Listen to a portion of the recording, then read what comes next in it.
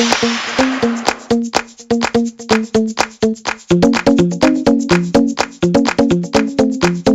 everybody. Welcome to La Lista, a Latinx writers podcast. I am your host, Ruben Mendive, and today we have a brand new guest here in the studio. I always have my guests introduce themselves. So to start off, your name and how you identify. My name is Edith Rodriguez, and I identify as Puerto Rican. My follow-up question is always, where are you from? I am from Puerto Rico, which is a very small town in Puerto Rico. You actually can't be born there, so I was born in the next town over that has a full hospital. But I moved to Wisconsin when I was 8 and spent most of my life there and then flying back and forth between both places. And, I always like to get the backstory. So with your parents and grandparents, do you know their story, what their history? Yeah, so in Puerto Rico and Lares, it's a very small community, and the neighborhood that we grew up in, it's basically all of my family, all the houses are tias, abuelas, cousins. My mom is one of 10 and my dad is one of 12. Okay. So I have a huge family, and I'm going to try to explain this and make it not sound weird. My mom and her sister married brothers. Got it. So my primas were sisters. So we all grew up in the same neighborhood. And my family has been in that neighborhood for generations. When you look at the census from 1910, my great grandparents were there. All kind of working in the same kind of farming industry, dairy farms in Puerto Rico. And then the few that moved to Milwaukee, Wisconsin, and then a couple to New York. So most of my family's still in Lares. That's cool. Yeah. That's a story right there. That neighborhood. And you said you moved from Puerto Rico when you were 8. So what can you tell us about those first 8 years? What do you remember of it? So I remember a lot of growing up in Puerto Rico because I think I was in 3rd grade when we moved. And then my mom, because we moved when my parents got divorced. So my mom was a single mom in Milwaukee. So she would send us back. I'm the oldest. I have 2 younger brothers. She would send us back every summer. Got it. For us, I just thought it was for fun. Now as an adult, I realized she probably couldn't afford a babysitter. So she would just ship us to my aunt every summer. And I thought that every kid spent the summer somewhere else. And then when I was older, I was oh, you stay in where you live for the summer? You don't go somewhere? So I feel I got the best of both worlds because every single year I was back home. And then we moved back and forth a few times. So 6th grade, I went to school in Puerto Rico. And then later on, when my husband and I first got married and we had our first daughter, we lived in Puerto Rico for a few months. So we've always been kind of that's cool. Back and forth. Yeah. And so what prompted the move to Milwaukee? So I don't know how my first aunt ended up there, but some of my aunts and uncles already lived there. And so when my parents got divorced, my mom moved in with her sister. And so at that time, it was just me and my younger brother. And then she later had my youngest brother. So I was 8, he was 4. And it was kind of a new, fresh start for my mom. But it was really challenging those first few years because we went from having so where we lived in Puerto Rico, it was land that was owned by our great grandparents, so everybody could just build a house because it's the plot of land that everybody shares. And so we went from having our own bedrooms super decorated and this house that my parents built to living in one bedroom in my aunt's basement in Milwaukee. So it was really shocking change and an adjustment period. And we also moved in the middle of winter. So I remember I got really, really sick because I wasn't used to the weather. And when we went to pick up my prescription, we waited and waited and waited. And finally, my maiden name is Nieves, and they kept calling Edith Neves. But I was Edith Nieves to me. So my mom and I didn't know that they were saying our stuff was ready. So I just remember that whole first phase of it was a huge adjustment period. Yeah. Yeah. Yeah, it's I'm from Chicago, so I'm familiar with like Puerto Ricans in the Midwest. Yes. I feel like a lot of people don't know there are like Latinx folk in the Midwest. So true. Like anytime I say I'm from and I do, because I lived in both places, a lot of times I'll say like I'm Puerto Rican from Milwaukee, just because that's where like the majority of my experience was. But people think it's like dairy farms and like what you see on TV, and it's like Milwaukee's very urban. It's super close to Chicago. At that time, and probably still, it's one of the most like segregated cities in America. So there was like defined neighborhoods. So the south side was where all the Latinos were, and then the north side was African American, and kind of west and lakeside was where you had like your suburbs. So even though we're obviously a minority in the state, we were all concentrated into these neighborhoods that felt very like full of Puerto Ricans. So it was weird to hear people be like, oh, there's Puerto Ricans there. I'm like, yeah, there's like a ton of us. That's how I am too. It's like there's so many Puerto Ricans in Chicago, Mexicans too. Yes. And every time I tell people like I'm from Chicago, and they're like, oh, I didn't know. Oh, is it just, did you just grow up there by yourselves and know it? Like they don't assume there's like a friend's mom was like, oh, the Mexican food isn't good in Chicago, right? Oh no, how dare And I was you. like, there's so many of us, I don't understand how that would be even possible. Yeah. No, I remember like when I first, so now I live in Dallas, and I've been there 5 years. And when I first moved down, I was like, where's the horchata? Like, where's like the traditional Mexican food? Everything was like Tex-Mex. Yeah.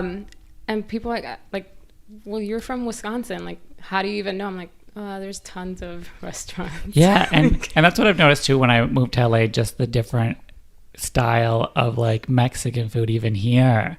Just because it's like, the closer the communities are to the border, that's where most of them are from. Yeah. And like, I don't know, for some reason in Chicago, a lot of people are from like the center of it and like traveled to like the middle of it. It feels very traditional. Yeah. Like, I feel like it feels like, now being kind of in a more southern state, it feels very like fusion-y kind of food. Yeah.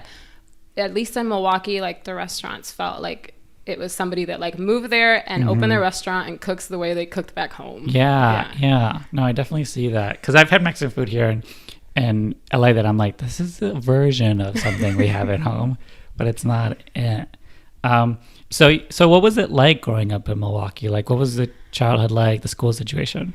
It was interesting. So the first school that I went to was basically all in Spanish, because they had like the ESL programs. And then, so I didn't speak English for like the first couple of years because I didn't really have to. And the way we were learning it was really slow. So then when I got to middle school, my mom like just decided she was going to put me in like an all white like American school, and I was gonna like learn English by force. So I remember sitting in 6th grade and hearing like the word prepositions and not having a clue like what that word even meant. So it was an adjustment period, but I liked living in Milwaukee. It was also kind of it's obviously a smaller town, so there's not a lot to do. I remember that from when I would visit. Like when I had friends visit, like when I was older, like they would be like, where are the people in the downtown? Like, it's just kind of empty. So I definitely like in high school became one of like the bad kids, if you will, because that's how we spent our time. Just because it's kind of like there's not a lot to do there. But I feel like I also grew up culturally very insulated. So so if you think about it, like until 94 was when I moved to Milwaukee, and then I didn't speak English, so I was just kind of like in Spanish, immersed in Spanish culture for a long time. But then my mom and my family were also very religious and very strict, so I felt like I was kept kind of away or isolated from general pop culture. So till this day, like especially now, like being closer to the film industry and writing, I feel very ignorant sometimes of things that I feel like everybody knows this thing that I've never heard about. Because I feel like my cultural awareness started like way later, like Gen Z level of awareness. And I always ask this question when it comes to like high school, like who were you pretending to be, and how did people see you? So it's interesting because Milwaukee has open school choice. So when you're in middle school, high schools come in and they pitch themselves, and then you get to make your top 3 list. Oh yeah, Chicago's like this too. Okay, yeah. so because when I moved to Dallas, it was like, no, you go to the school that is zoned to you, and I was like, that doesn't make any sense. Yeah. So my mom was there, but she, English was a second language to her. She wasn't as familiar with the structure. So her only goal was to get me to go to a high school that wasn't in our neighborhood, because in her mind, that was like going to be a better choice. Yeah, same for Chicago. And so the high school that I went to had university in the title. So my mom was like, that must be a good high school. It says university. Yeah. And so I ended up going to a high school that was very far away in the north side of Milwaukee, Riverside High. So I had to take 2 city buses and go to high school, and I didn't know any of those people. It was a completely different world. And so the good thing was that it was very diverse because it was on the north side. So you had a lot of Hispanic kids that were taking the bus there, and then a lot of African Americans. So it was very diverse, but it wasn't like my neighborhood friends or the people that I knew. And it also just wasn't academically what my mom thought it was going to be. And so I remember I went into the counselor's office and they put me in Spanish for my foreign language class. And I said, well, I already speak Spanish, so I wanted to sign up for French. And she was like, no sea boba, take the easy A. Like, why would you want to sign up for something harder? And that was the beginning of like, oh, no one here actually cares. So I basically, like, with my friends from the South Side, we just would skip school all the time, go back to the South Side, hang out with the people that we would hang out. So I never had like the high school experience of like extracurricular activities or being involved, because it felt like a foreign place to me that I really didn't belong in. And so I had like friends, more like acquaintances at high school, and it was fine, but it was like kind of like how some people go to work and leave and they don't feel like they're part of that place. That's how high school was for me. That's how it is in Chicago too. Like enrolling into high school, it's like a mini college application process, and like you get acceptance. They tell you who you got into and you sort of pick from there. But yeah, it was the same thing for me. Like, had to go to high school on the north side, I was literally out of the house at 6 a.m. Oh my God, it's so cold. So in the winter. It's so cold. But taking 2 buses for like at least an hour, like we would take in Chicago, like the train, the subway. And yeah, it was the same thing where it's like very diverse because people are coming from all over. But like after the fact, people would go back to their own neighborhoods just because of also the like I can't be at school till 6 because I have to travel home at a certain time. Like so, and then even then it would self-segregate, like the communities would, and my experience was always like I would be leaving the neighborhood to go to this school on the north side, which was like academically better, but I'm and even saying like it's probably out of all the top high schools in Chicago, it's probably the 3rd best. I know some friends from high school are not gonna like that, but it was but it was, I felt disconnected from my neighborhood because I was always going there.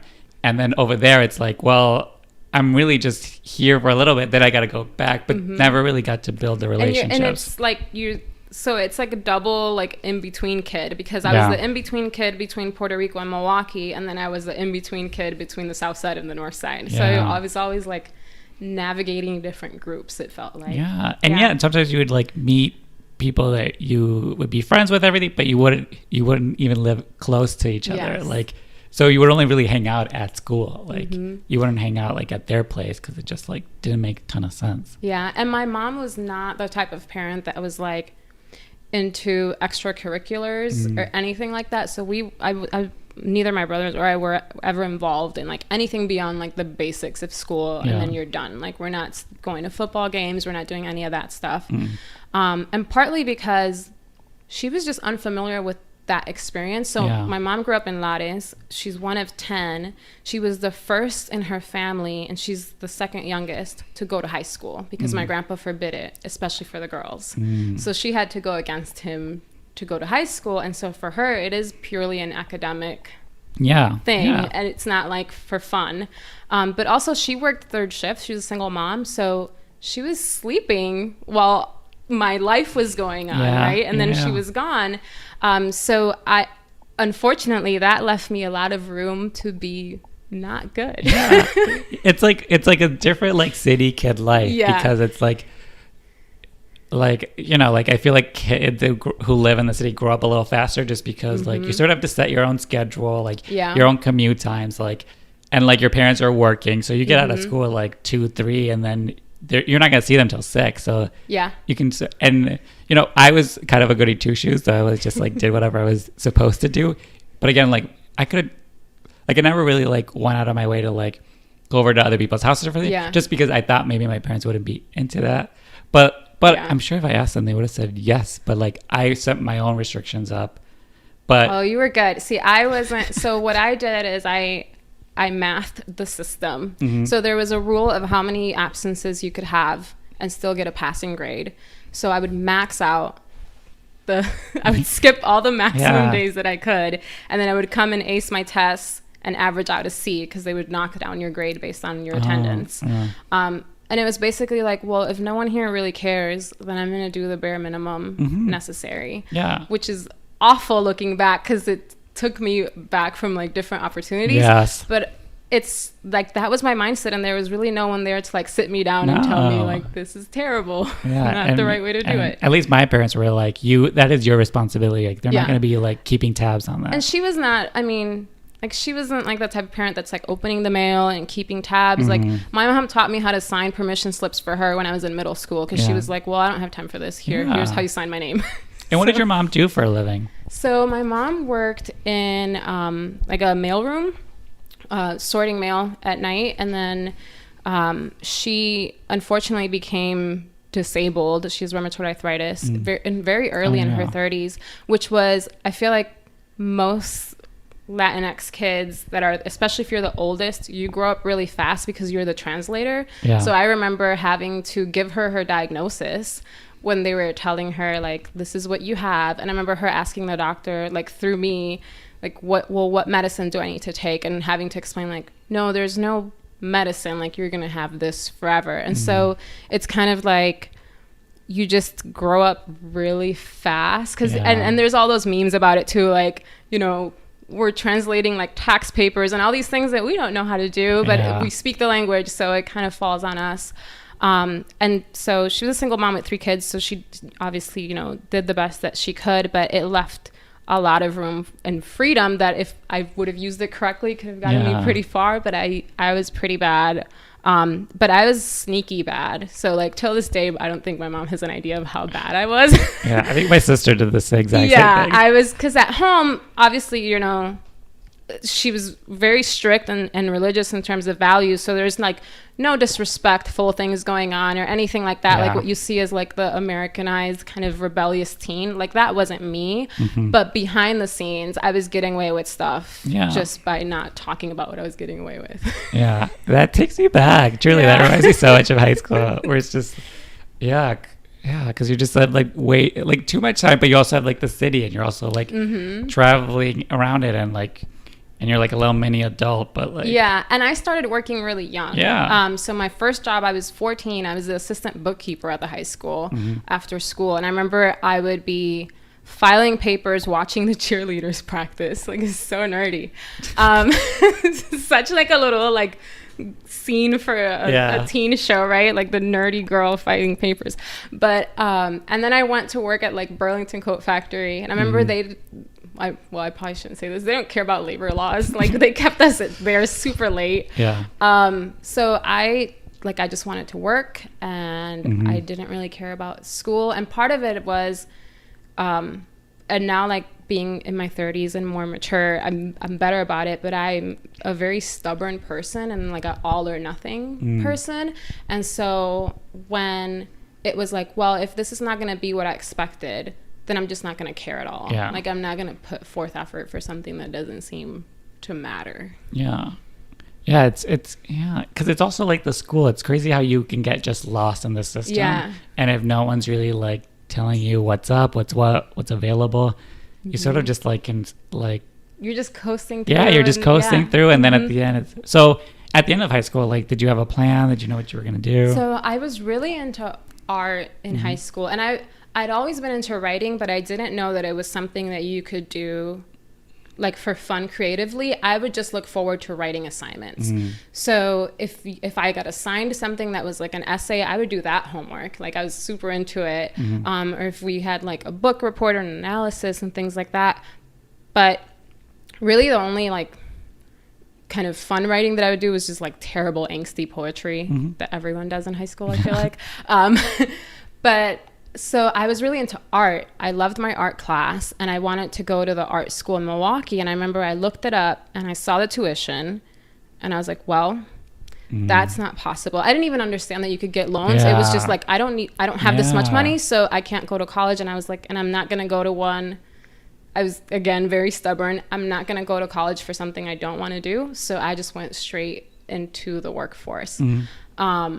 So, and then I eventually tried to go to college again. I did 2 years for business management. But at that point, I had been in the kind of corporate world for so long that it felt kind of unnecessary. Like you're teaching me how things are going to be in a job that I'm already doing. So my college experience just it was non-traditional. And it was, if I could redo any aspect of my life, it would probably be that, because I was just so unaware of what my options were and I probably could have gotten grants and scholarships and all, and I just didn't know. And my mom didn't know because that wasn't something that she experienced either. So, but also I got married very young. So I got married at 19. So I was like, I just jumped like straight into adulthood. So we skipped the college years. Got it. And so you got married, and what was the living situation like?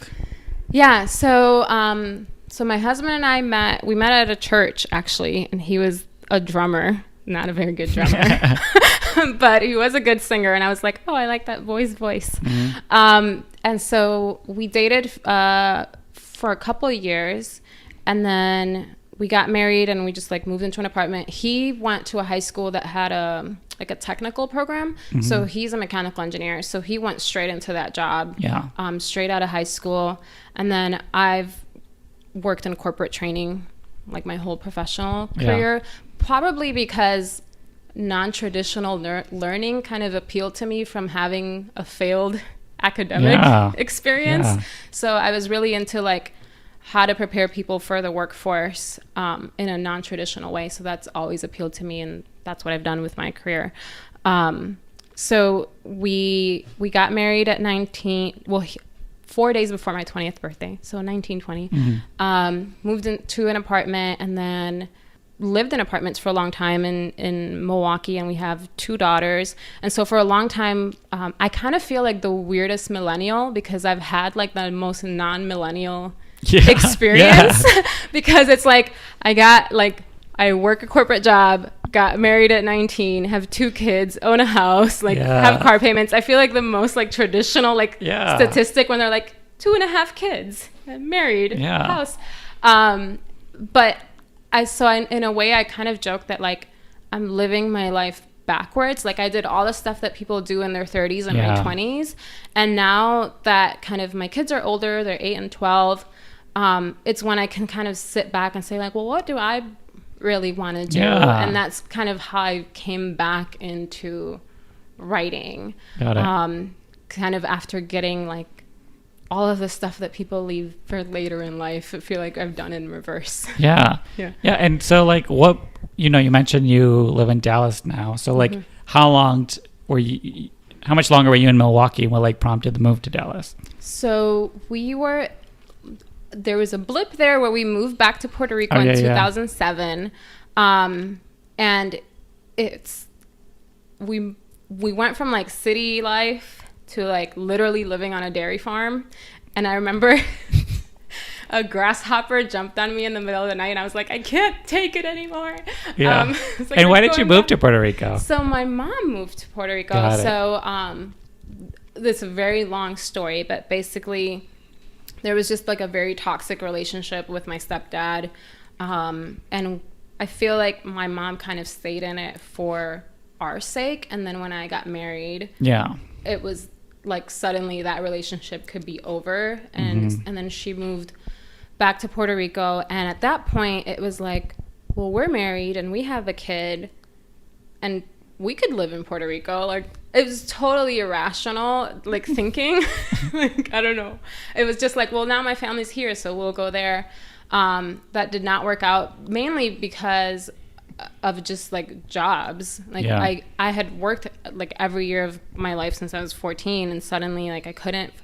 I remember looking at jobs, and there was, like, secretary jobs for, like, $6 an hour that required a bachelor's degree. And I was like, how, like, I make so much more money, like, in Milwaukee with a high school diploma. I can't do this. And we still had, like, a lot of bills and things that we had from Milwaukee that it just didn't make sense. So that was a tough time, because then we had to move back into my in-laws' basement and, like, start over. We kind of like wiped the slate clean. And so then we both got jobs again in our same fields and kind of rebuilt our lives, and then saved up some money. And my husband's also a singer, and he sings a lot of Spanish music. And so like 5 years ago, he released an album, and we were looking at, like, well, we should probably be somewhere that's more, like, related to this kind of work. And also, honestly, I was just tired of the cold. I remember I was working for Kohl's corporate office, which was 45 minutes away, and I would drive to work in the dark, cold, and drive home in the dark, cold, and see, like, no light, and it was so depressing. And so I just said, let's just move somewhere warm. And I'm the most pragmatic, like, nerdy person, so I made a spreadsheet with, like, all the warm cities and, like, pros and cons. That's funny. And so I was like, well, Dallas, like, has a good economy, and, like, I, like, basically, like, did a presentation like, why this was the top choice of places to move. So we moved to Dallas, and I convinced my brother to move and my mom to move. So I like transplanted my family so that we weren't completely alone. And so it's been great. We've been there for 5 years now. But Dallas is very much like I feel like a work culture. Like, there's in terms of social scene, it's not as I don't know, it's just very corporate-y, which is good for your pocket, but not necessarily good for, like, your social life. But I feel like the way I pitch it is, like, we're slowly making our way west. Yeah. And how would you describe just the city of Dallas and your experience just compared to, like, Milwaukee and, like, the Midwest, even that culture, like Texas culture, which is its own little thing. Yeah. Or big thing. Sorry, I don't want to insult my little Texas people. So I feel like Austin is the big blue dot in Texas, and Dallas is the little blue dot. So I feel like there is a perception from the outside that Dallas, or that obviously Texas is a conservative state, but Dallas in itself feels more diverse and open-minded than what I was expecting it to be. But we were also very mindful in the neighborhoods that we chose to make sure, like, I don't want my kid to be the only brown kid in her class. So we were pretty strategic about, like, where we were going to live. And so we've had a lot of good circles of friends and, like, diverse groups of people that we can be with. And I haven't had any negative experiences, but Dallas is a very, I would say, workaholic culture. So at least, like, I work in the telecom industry. He's a mechanical engineer. So it is very kind of corporate environment, and maybe it's different. Like, there's definitely those, like, more hip neighborhoods closer to downtown where it's a little bit different. But being, like, we're in the Dallas suburbs, so it's as suburbia as it gets. Yeah, that's interesting. I don't hear a ton about Dallas, but somehow I already knew that that's sort of the kind of city it was. Yeah.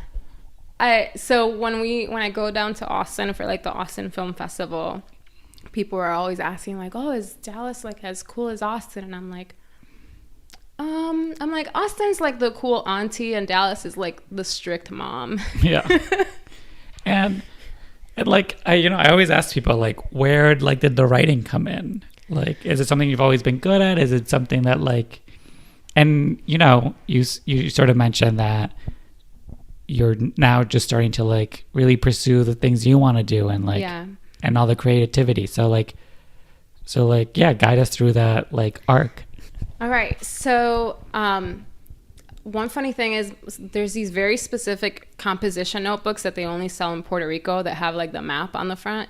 And my mom kept like my little composition notebooks. So I know that I remember writing my first short story like in the second grade. And I still remember what it was. It was like food came alive when you closed the fridge, and it was about like lettuce that couldn't get to its friend on the other shelf. Like that's funny. But as I like mentioned, I always wrote in the context of school. So I just looked forward to writing that way. And I didn't really know that it was a profession or anything like that until much later on. And in high school, I remember I wrote a short story that the teacher, it was an English AP class, and the teacher accused me of plagiarism because he didn't think I could have written it. But it was very specific about like an experience I had in Puerto Rico. So like he sat down with me and asked me all these questions, and then like finally came to like, okay, you wrote this. And then I heard from a friend of mine in his other class that he was like bragging about me being a good writer, and I'm like, he never complimented me directly, like never encouraged me, but then like was bragging about it to another class. So it was bizarre, but that did give me a sense like, well, I must be good at this. And I even though I got stuck in Spanish class, that eventually moved me into like a Spanish literature class, and that teacher would have us write a lot, and she really encouraged me to write. So even though I didn't follow through with it after high school, I felt like those two teachers kind of let me know that I could do it. So then when I moved to Dallas a couple of years later in 2017, I had gotten tickets to the Austin Film Festival, and I was like, I'm going to check it out because I've always been into like, I knew I liked writing, and I always liked photography, and I loved movies, but I didn't know like how those things meshed together. And so when I started to hear about like screenwriting as a profession, I was like, well, this is interesting. I'm going to go down to this festival and check it out. And I was going to go by myself, like just drive those 3 hours and go see what this was about. And then Maria happened. And so that was a really stressful period. It was the September before that Austin Film Festival, which is in October. And I remember there was like 10 days where I didn't know if my family was alive. Like it was, the best way I can describe it is like a missing persons case, but it's for your whole family. Yeah. So it was really stressful. And so I was like, I'm not going to go. Like my mind is not in the right place. And my husband convinced me. He's like, you have the ticket, like just drive down and go and have fun, get your mind off things. So I went down, and I didn't know a single person. And I hadn't even written a script. Like I was just going kind of as an observer to learn. And I'm super introverted. And so I remember I was sitting in my hotel room like, why did I do this? Like this is a terrible idea.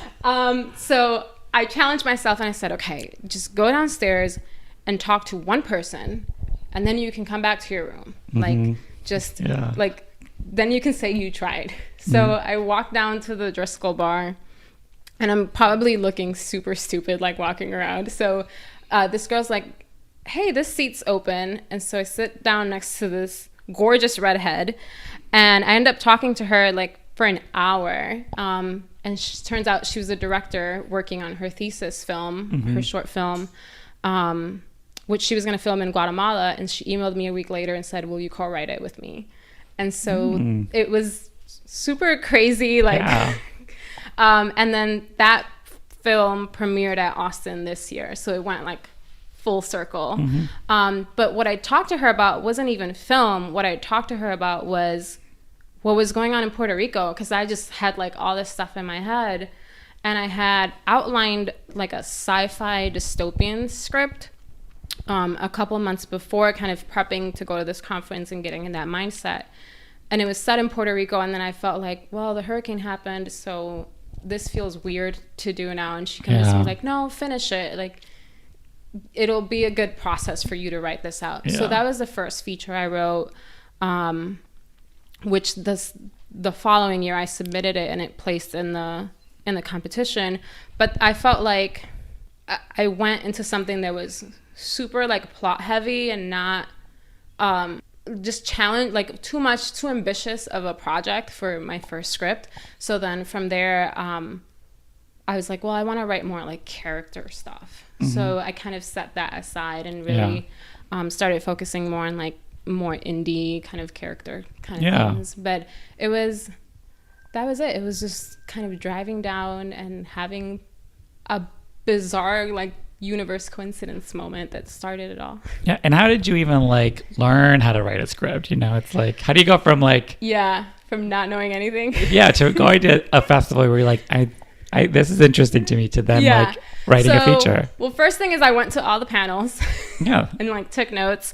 But I had years prior to that, and like the whole reason I kind of even knew that screenwriting was a thing or that this festival was happening, I'd wanted to write a novel because there's a really big historical event that happened in my hometown in Puerto Rico that I always wanted to explore in like a novel type structure.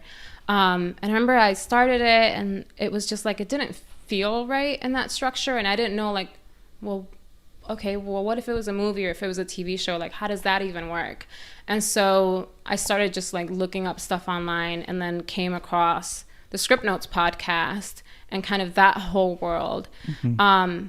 But at that time, I was right around when we were moving to Dallas. So it was like, okay, this is interesting, but then kind of set it aside.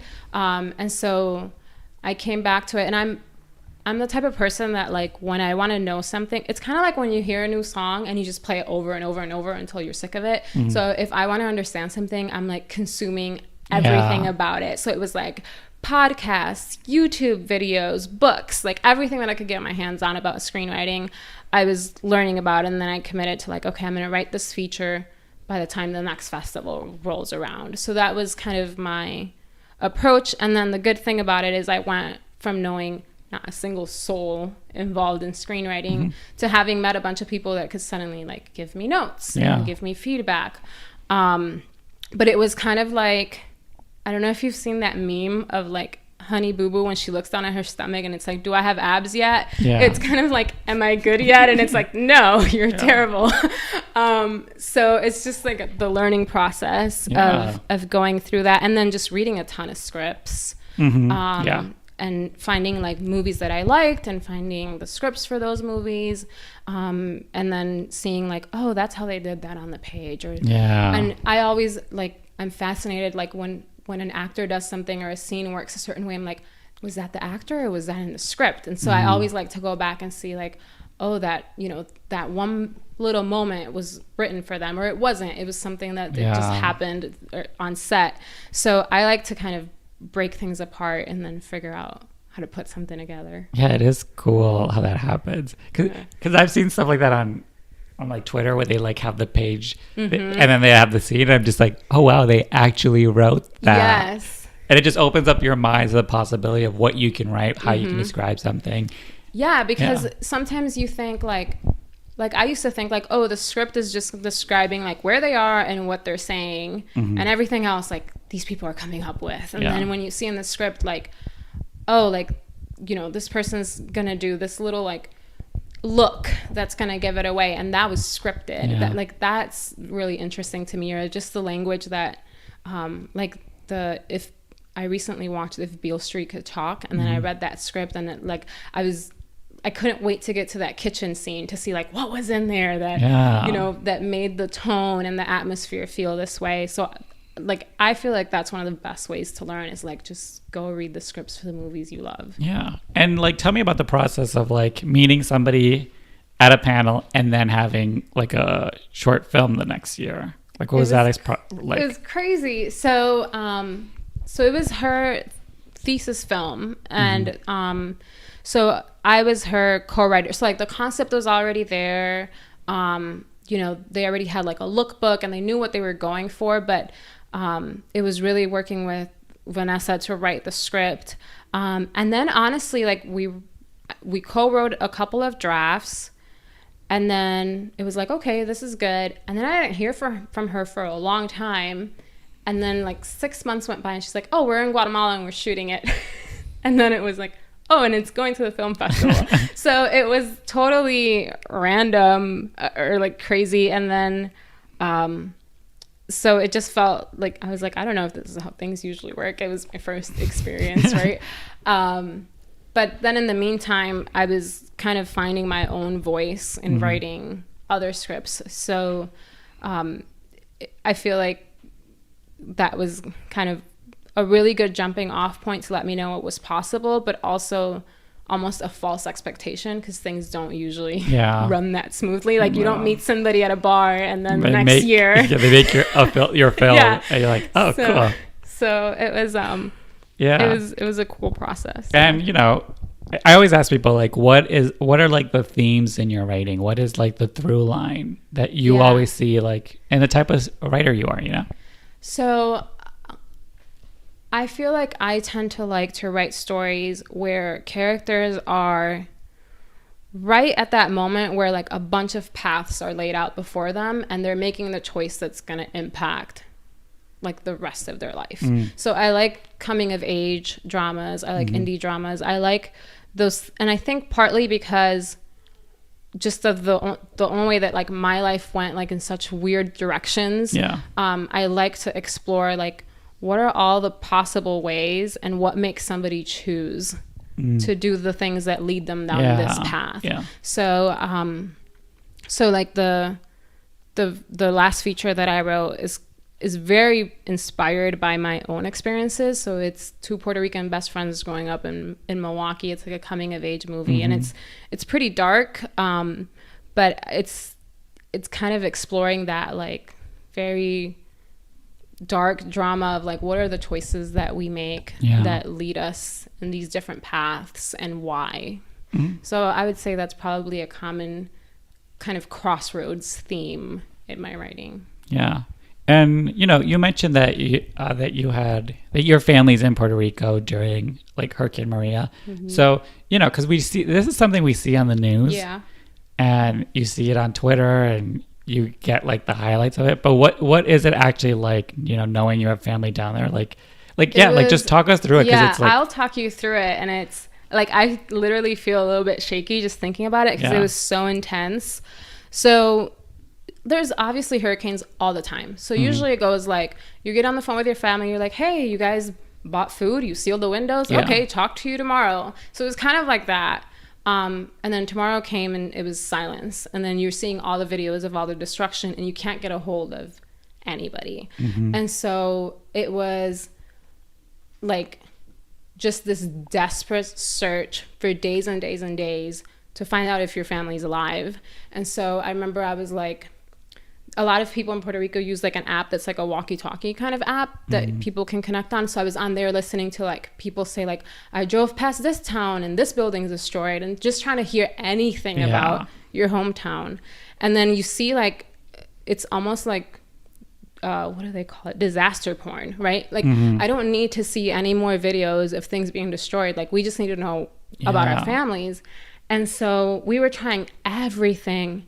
And then my mom, so I have a cousin who's a police officer, and my mom's like, hey, what if the landline at the station works? So we found the phone number for the station. Oh my God.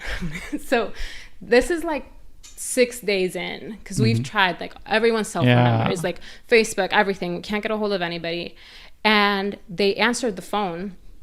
And so something happened where like phone calls could come in, but they couldn't make calls out.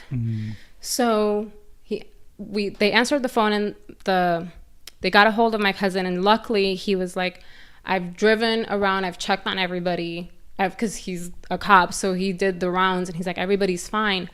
But then what happened is all the cops at the station started lining up to ask my mom to call their families and let them know they were alive, because they couldn't make calls out. So it was super intense. And then it was like, there was this theme of estamos bien, of people trying to tell their families that they were okay. But then you started to get the real like we don't have food, we don't have water. So it was super intense. Like, you feel so helpless. It was awful.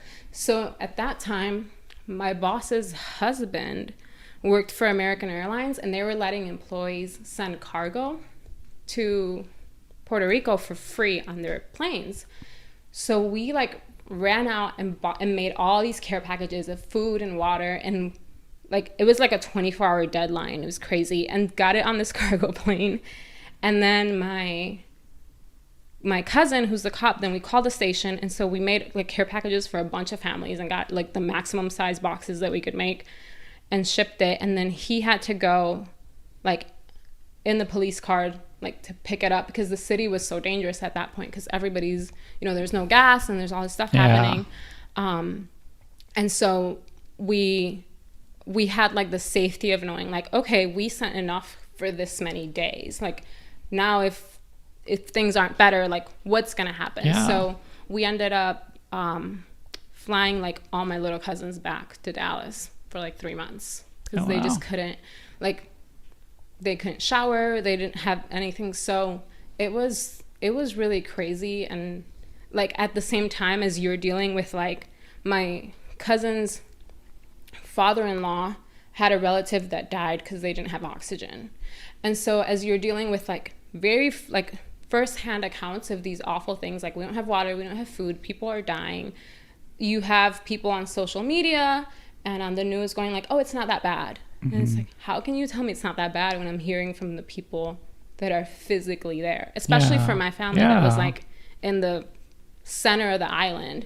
And so there's so many things that people don't know. Like, I work for T-Mobile, and so the San Juan airport didn't have generators, and T-Mobile was trying to get equipment in for their cell towers to come up. So they provided generators to the airport. Like, it wasn't the government that fixed it. It was T-Mobile that provided the generators to power the airport, which is crazy. Like, there's just so many broken things behind the scenes that I feel like just, it was awful. And last week, my cousin called and said they're finally putting the roof on her house. It's 2019. Yeah. Like, it's crazy. Yeah, because, you know, just from what I remember from that time, it was very much like devastation, the disaster porn, and then the narrative a lot like shifted to like Trump and like what he's doing, what he's not doing, what like controversies, like Twitter fights, like a lot of the news, like pundits going off. And then later it turns out it's like thousands of people died, and again, you can say that number, but there's actually a life that, like, each one of those is a life that just like. And there's so many, and it's so hard to, because we were inundated with so much information and misinformation that till this day, it's really hard to understand like what actually happened. Yeah. Like, I remember one of the stories that was going around was like, oh, there was a hospital in Ponce that ran out of power in the NICU, and so premature babies died, or somebody had to bury their husband because they couldn't come and get the body. And like in Lares, there was the landslides in the cemetery, so there was open graves and just like all these things, and you're like, how? It was impossible to keep track of, and even just to keep track of like what's real and what's not. Like, sometimes somebody would be like, oh, we went to this street and it was, the bridge is gone. And then somebody else would comment on Facebook, no, it's not, I drove past that. And it's like, well, which one is it? Because I have family there. So it was really hard to find out what was going on. And then even going back now, like I went in March of this year, it was my first time going since the hurricane. And I went for a work event. And so I was with a bunch of people who were excited to be there, you know, very touristy.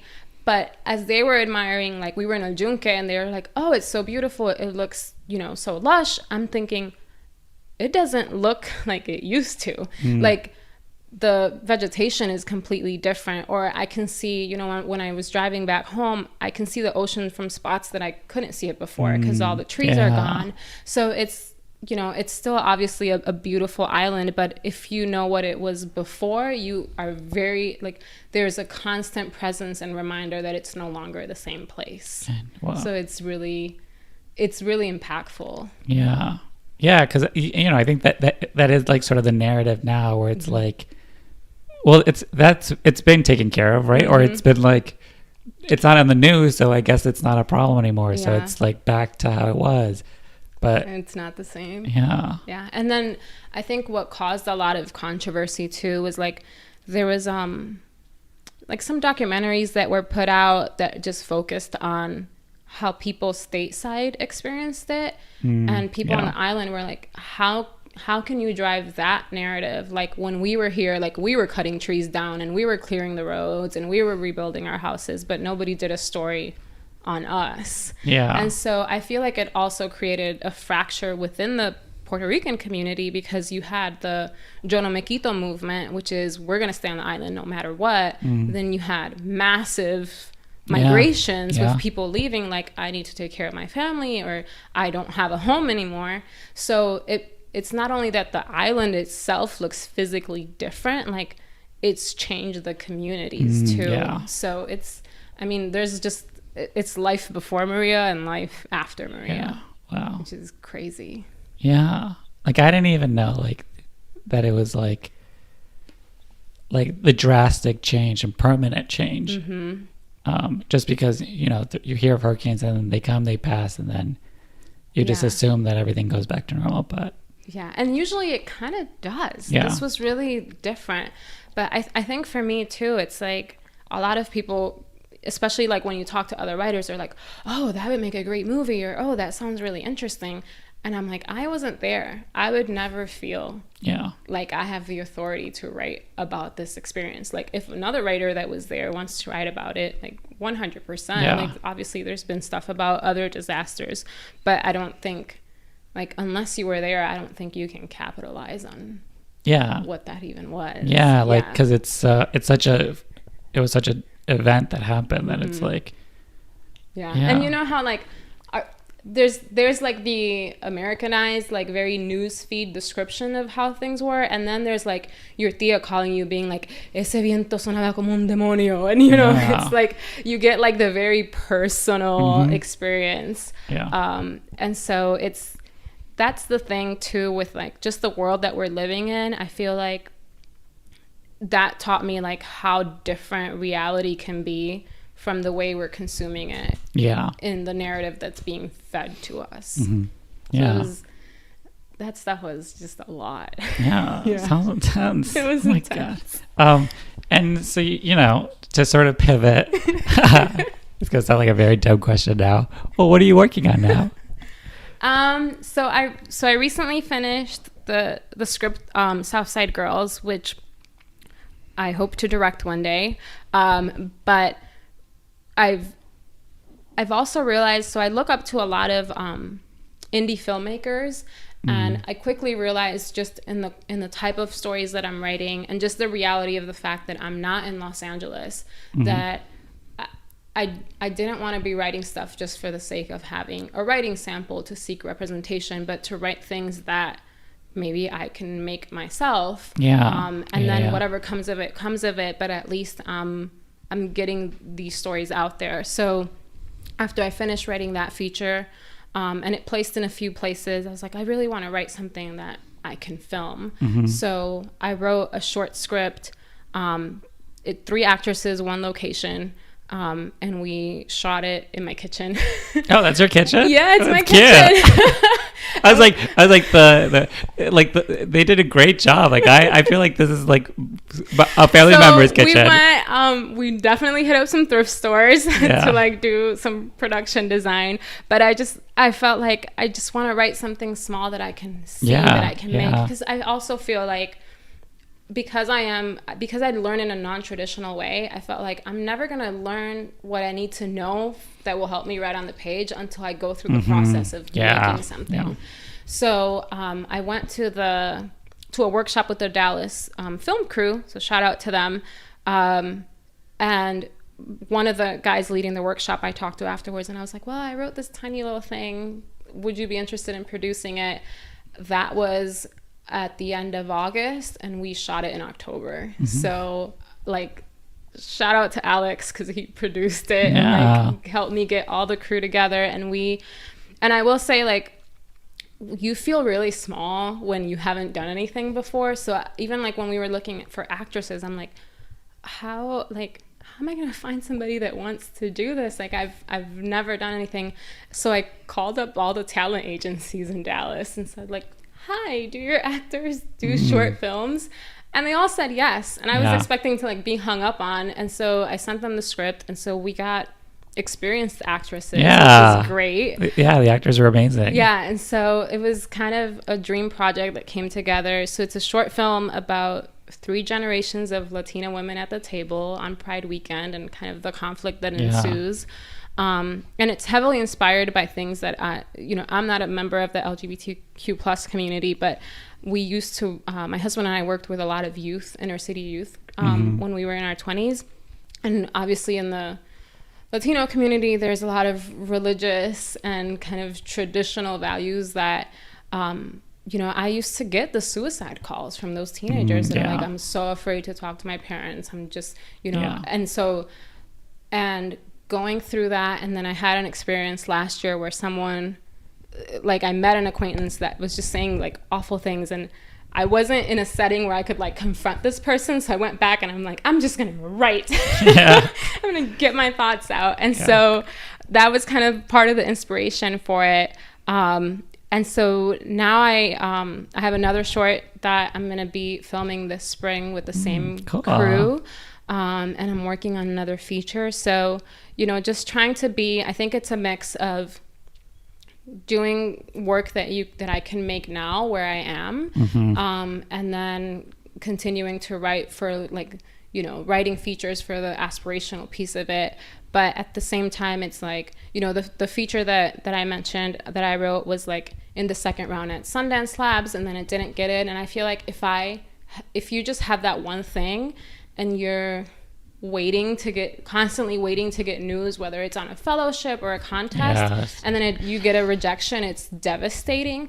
But if you're actively doing other stuff, like, I feel like if I hadn't made that short and I would have gotten that rejection email, it would have been more crushing. But then it's like, oh, but I'm doing this and I'm in pre-production for this other thing. And so it changes your mindset. And part of what changed my mindset to be that way is, which I will shout it out, is a keynote speech from Ava DuVernay that she did for Film Independent in 2013.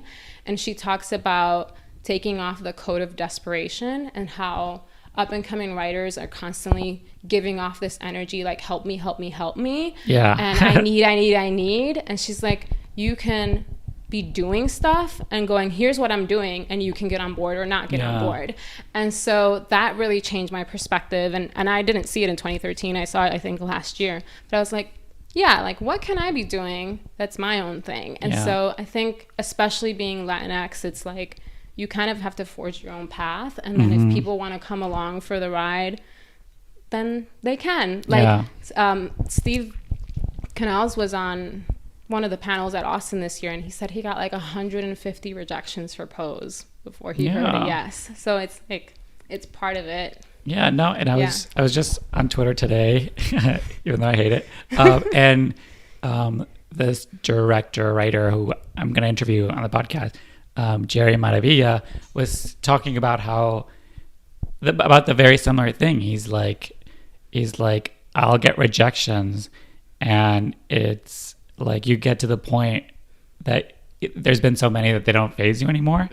But it's also like you will get a rejection and you're too busy doing something else, or even forgot you submit it, and then you're just like, oh, okay. And like maybe in the moment you're just like, oh, that sucks. But like, but you're not hanging everything on it. Right. You're not like actively waiting to hear from that one place. The people I've talked to that have gotten into these like very prestigious fellowships and programs and things, they are still like, listen, that was great.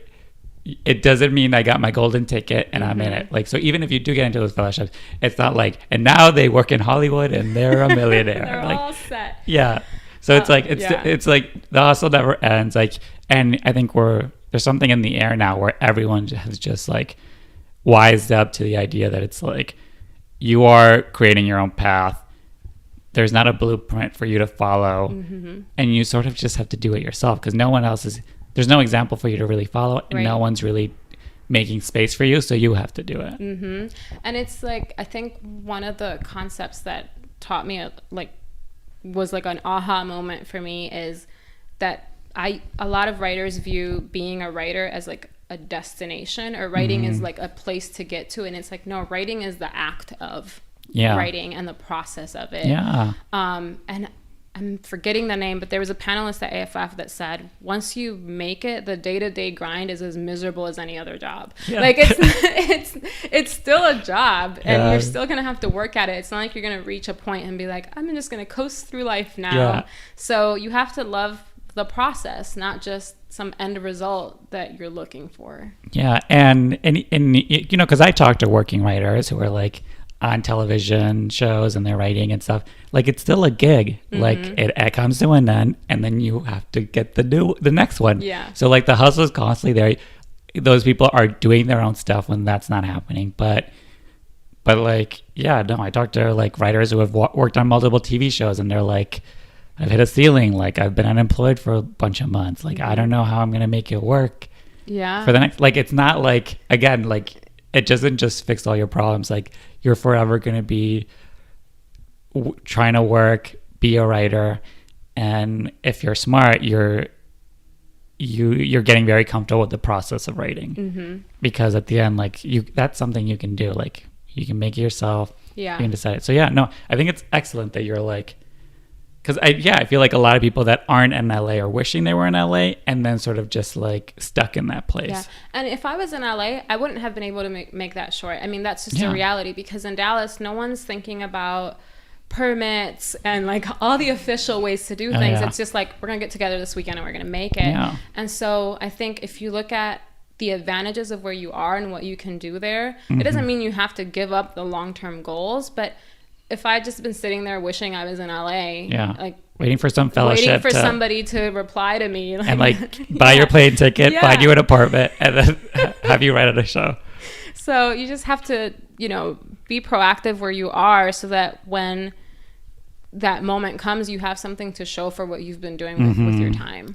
And plus it's a ton of fun, and you learn a lot. So it was a great experience for us, and we had our premiere in Dallas a couple weeks ago, and so I had the terrifying experience of sitting with an audience and watching it, but it was awesome. And here's the good news: it's really good. I got to see it. I watched it. It looks beautiful. It's written perfectly. Like such a great short film, because I've watched short films that felt like they were 20 minutes long, and they were like 5 minutes long. I'm like, what is this gonna end? Like truly, like you should be very proud, because you directed it. Like it's very good, and like I'm like truly excited for like what's coming up, what you're gonna come up with next, because it's like such a like little story, but it's and just in the frame of like the time and like what's going on in it, but very much spoke to like my household, like how we talk to like our different elders, and like this dynamic of like different relationships. And it was I also got to learn, and this is why I highly like, if you can make a short where you are, because even our first table read was just with the local film crew before we even cast the actresses. And I remember there was a guy who had a lot of great feedback, but one of his notes was like, the daughter or the granddaughter should really go for the jugular when she's talking to the grandma. Like she should just really go for it. And I was thinking, like, before I even opened my mouth, I was thinking, like, we would never disrespect our abuelas. Never. Never. And so, but I didn't want to come off defensive, because I'm asking for feedback, right? So there was an African-American guy sitting across from me, and before I even opened my mouth, he said, no, we don't do that. And I was like, that's the importance of having multiple diverse people at the table, because we can back each other up when we're talking about our experiences or our culture. And I got to experience almost like that writer's room dynamic without being in a writer's room. So it's just such a great learning experience if you can do it. Because it's true. Like I was, and that's what I noticed too, like just the dynamic between the three women, and like, and I was like, that's how I talk to my grandma. And like, fully like all the respect to her. Yeah. Like, it was funny because finding that grandma was really challenging because the grandma in the script is very traditional, but what you require in an actress is a very open-minded actress that is willing to do that role. Yeah. And so the grandma is actually the sweetest, most hipster lady. That's funny. She's the complete opposite of her character. And so one of the, Maria, who was doing hair and makeup, had only met her as herself, and she hadn't, the makeup artist hadn't seen the script. So she's talking to her, they're laughing, we're having a good time. Yeah. And then we start filming and she hears her in character and she's like, oh my God, like she's so mean. I'm like, no, like, yeah. I'm like, well, yeah, she's in character now. And so it was like the big joke on set that like, she's going to turn it on now. And that's funny. Yeah. So. Yeah. But it was a cool experience. So you are in town to visit LA. I am here for like a long weekend. Yes. So what are your intentions for this trip? I'm gonna speak very like metaphysically. Like, so I think. And how are you liking it so far? I love it, and I've been to LA a few times. I think it's good to stay connected. I think LA's honestly a crazy magical place in terms of like how you can bump into someone and it turns into something. And I feel like if you can make the time to come out, it's worth it. Like I know that from where my life is right now, I would not be able to live here, but I can afford. That's a lot of people that do live here too. Yeah. But if I can make the trip, then it's good to connect. And especially I feel like, honestly, it's not even like a very businessy trip. I just want to connect with my friends and have like a long weekend. And I feel like a lot of people approach networking in a very like, what can you do for me approach, and a lot of upward networking. And I'm like, no, I want to talk to my peers, the people who I'm in a script swap with, and get super honest notes and have, a real relationship with. And then if we grow up together in the business, we grow up together in the business, and if it leads to something else, it does. But if it doesn't, I have a friend whose couch I can literally sleep on when I come to town, right? And I feel like a lot of people knock like contests, or some people even think like even shorts don't make a lot of sense, or fellowships, but at the same time they'll tell you to move to LA, and it's like, so you think spending $50 on a contest is stupid, but I should move to LA.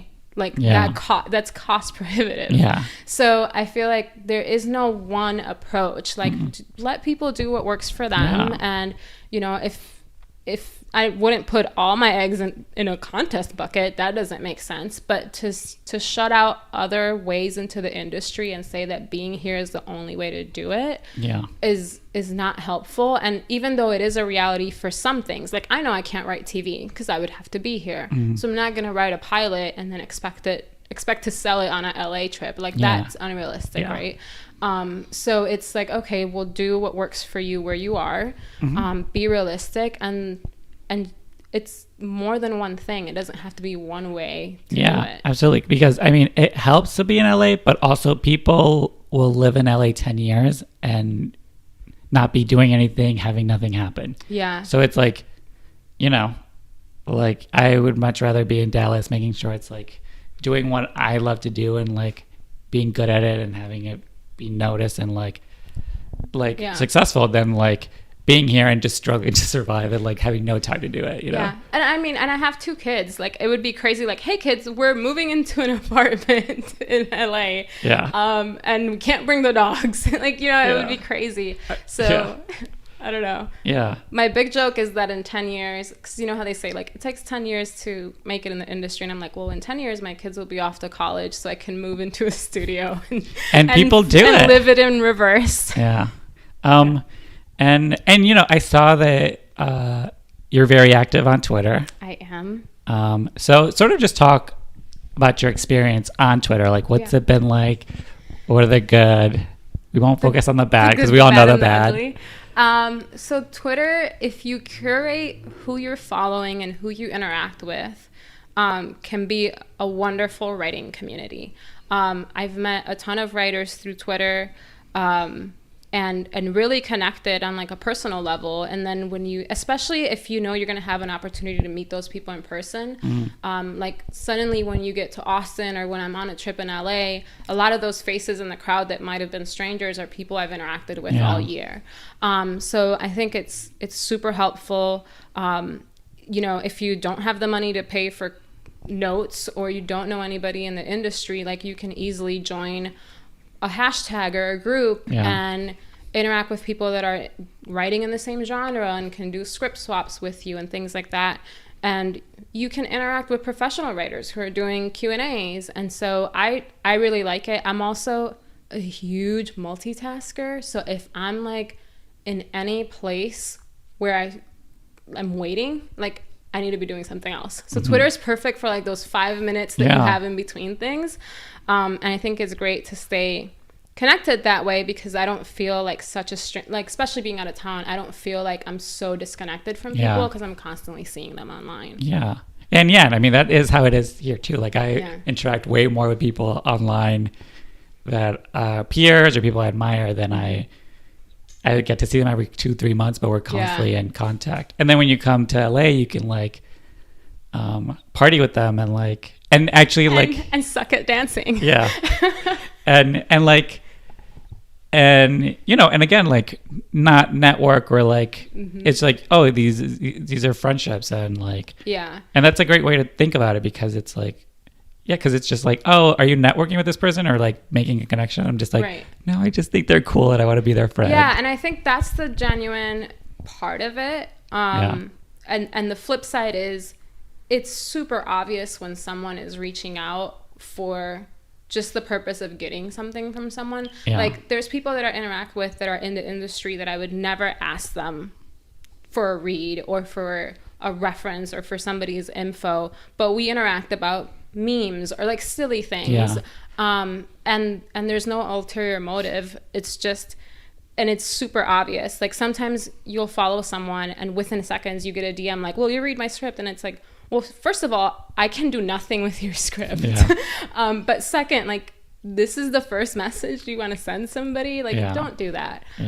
So I think you just have to kind of use common sense and have, and if you're going to connect with someone, ask yourself, why am I trying to connect with this person? Is it because I think they're cool and we would hang out, or is it just because I want something from them? Then that's not going to work. I'm like, all the like ass and stuff is so cringy to me. I'm truly just trying to be friends with people. I'm like, I think you're cool. I don't want anything from you, but let's hang out. And that's like the best way to do it too. If that's what you want, you know? And it goes that way in person too. Like I will say, like at Austin, I've talked, you often see this a lot with panelists where like someone will go up to them and you can tell they're just waiting for the moment that they can pitch something. Where I'm like, your hair looks awesome, or I like your pants. Like a genuine thing that has nothing to do with screenwriting, and you can tell people just ease into it because they're like, oh, you're not going to try to pitch me just because you know who I am. We're going to talk about something completely other than scripts. And it's like, because they're just human. Like you can have a conversation about other stuff. Everything doesn't have to be about the business. Although I will say, I know some people that have gotten jobs like that who just like got up. Oh my gosh. So maybe the extroverts can do it. There's a mix, you know? There's a mix, and it's every person's different. The reaction's always different. It's true. I won't name names, but I do know somebody at Austin that went up to David Benioff and came back and said, he gave me his email. And I was like, what? That's crazy. Ugh, I envy them. All right. So I always like to ask who are the LatinX writers or just writers in general that they admire. So this can be heroes of yours. This can be peers, anyone you're a fan of, anybody you're Instagram stalking like I do. So who's on your radar? Who are you a fan of? Okay, so I feel like everyone that's going to come on this podcast is going to start with like Tanya and Gloria. And I will say especially because like when I looked at Vida on IMDb, I immediately go to full cast and crew just because you always want to know like the behind the scenes. And it's like Latina after Latina after Latina. So that's hugely inspiring to me.